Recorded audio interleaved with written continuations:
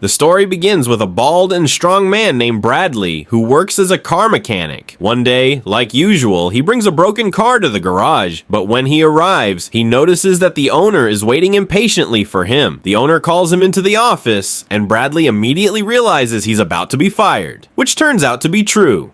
The owner explains that the garage is going through a financial crisis and he has to let some workers go, but in reality, it's just an excuse. Bradley is a tough and straightforward man, not the kind who flatters his boss, so the owner wants someone more obedient to replace him. Without arguing, Bradley quietly goes to the locker room, packs his things, and leaves for home in silence. And this is where his downfall begins, a chain of events that will continue until the very end of the story. When Bradley reaches home, he parks his car outside and sees his wife, Lauren, sitting in her car talking to someone on the phone. Suspicious, he observes her for a while, and once he's sure something is wrong, he approaches and asks her to open the car door. Lauren tries to act normal and says, "You came home early today," but Bradley notices lip marks on her neck. He demands her phone, but she refuses, so he snatches it from her and finds out she's been talking to another man. Furious, he tells her to go inside. She tries to explain, but he yells at her to get in the house, and she quietly obeys. Bradley, already frustrated after losing his job, is now heartbroken over his wife's betrayal. In a rage, he takes out all his anger on Lauren's car, smashing it until his hands are badly injured. After calming down, he goes inside and confronts her.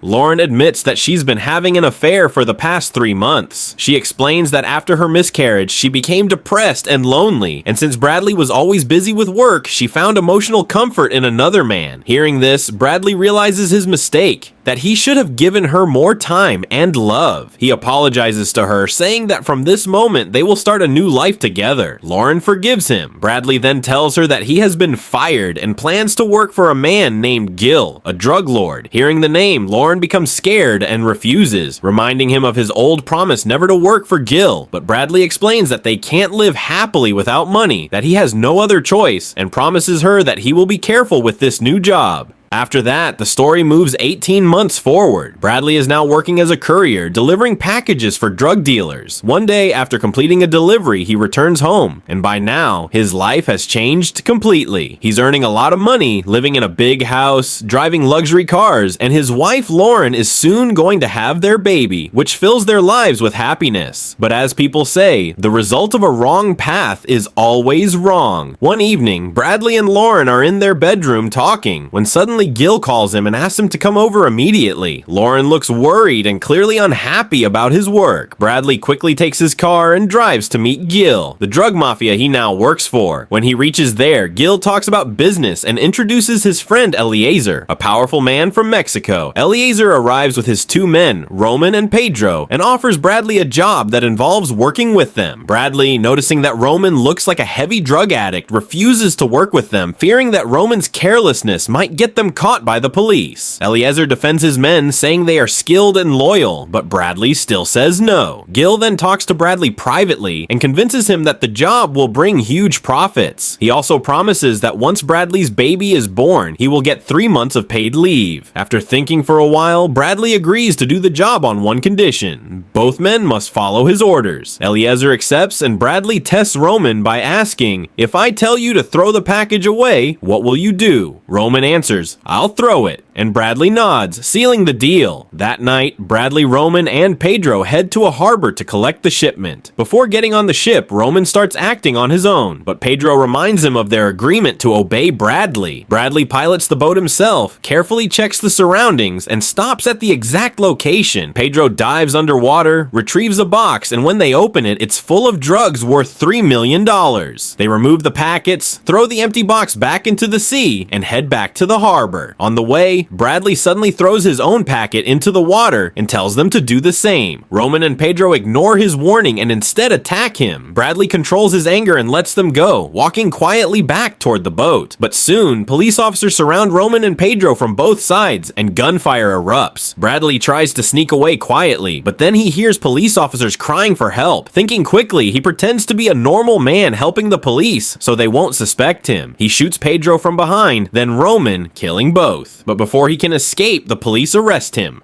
After his arrest, Bradley was taken in for interrogation. A detective named Watkins questioned him about the drugs and asked what he was doing at the scene. Bradley tried to mislead him, but the detective quickly realized that Bradley was clever and hiding something. Unfortunately, there was no solid evidence against him, but since he had killed 2 men, he got trapped in a murder case. Before being sent to court, he was allowed to meet his wife, Lauren, one last time. During that emotional meeting, Bradley told her to take care of herself and their unborn baby. He had already earned enough illegal money for her and the child to live comfortably. Later, Bradley was sentenced to 7 years in prison for murder and illegal possession of weapons. He was sent to a prison called Franklin Airgens. When he arrived, the guards made him remove all his personal belongings, even his wedding ring. Then they took his medical test and sent him to a cell with an old prisoner named Lefty. There, he met the prison officer Andre, who explained the rules, one of them being that whenever the bell rings, every prisoner must step outside for attendance. Bradley was locked in his cell, and sitting inside, he began to regret working with Eliezer. Exhausted, he fell asleep. When the attendance bell rang, all prisoners stepped out except Bradley, who was still sleeping deeply. Because of his absence, everyone had to stay hungry since no one could eat before roll call. When Bradley finally came out late, Andre grew furious and shouted, reminding him about the rules. He gave Bradley a final warning to follow discipline strictly. Meanwhile, at home, Lauren was sleeping when she suddenly felt that someone had broken into the house. She quickly took a gun from the drawer, ready to defend herself. But before she could act, one of the intruders shot her with a taser gun, making her collapse unconscious. Back in prison, Lefty told Bradley that someone had come to meet him.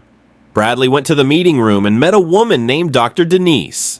She told him she had received a call from Dr. Placid, who was supposedly Lauren's doctor. Dr. Denise said that Dr. Placid wanted to meet Bradley the next morning because Lauren's pregnancy was in danger. Bradley was confused. He had never heard of any Dr. Placid before. The next day, Bradley met this so-called Dr. Placid and realized something was wrong. Dr. Placid wasn't Lauren's doctor at all. He was actually Eliezer's man, pretending to be one. He told Bradley that because of the failed drug deal, Eliezer had lost $3 million, around 27 crore rupees. Then he showed Bradley a photo of Lauren, revealing that she had been kidnapped. Dr. Placid said Eliezer was furious and planned to kill both Lauren and the unborn child, but he offered Bradley a deal. If Bradley could kill a prisoner named Christopher, who was serving a life sentence in Redcliffe Prison's Block 99, Eliezer would forgive him and release his family. Bradley was heartbroken and unsure what to do. As Andre escorted him back to his cell, Bradley suddenly attacked him, hitting him repeatedly. He did this deliberately so that he'd be seen as dangerous and get transferred to Redcliffe Prison, where Christopher supposedly was. Andre fought back with his baton, but Bradley broke his arm. Other guards rushed in, handcuffed Bradley, and took him to a lower cell. But Bradley didn't stop there. Determined to reach Redcliffe, he started another fight and beat up 3 more guards. Seeing his violent behavior, one of the guards tased him, and Bradley's plan worked perfectly. They declared him dangerous and transferred him to Redcliffe Prison. When he arrived there, he met the cruel warden Tags and his men. Tags warned him, "You've made a huge mistake coming here. This place is hell." After a medical check, Bradley was placed in Block 59 instead of Block 99. His new cell was filthy and smelled terrible. The last inmate had defecated on the floor, but for the sake of his family, Bradley endured it. He covered his nose with his undershirt and lay down to sleep. A few hours later, a guard knocked on Bradley's cell door and told him he could go outside for an hour of fresh air. When Bradley stepped into the yard, he immediately started looking for Christopher, the man he had been told to kill. Soon, a fellow prisoner named Derek approached him. Bradley asked if he knew Christopher, but Derek replied that there was no prisoner named Christopher in Redcliffe Prison. Bradley was shocked to hear this. Determined to find answers, he decided to approach a group of prisoners who were exercising nearby.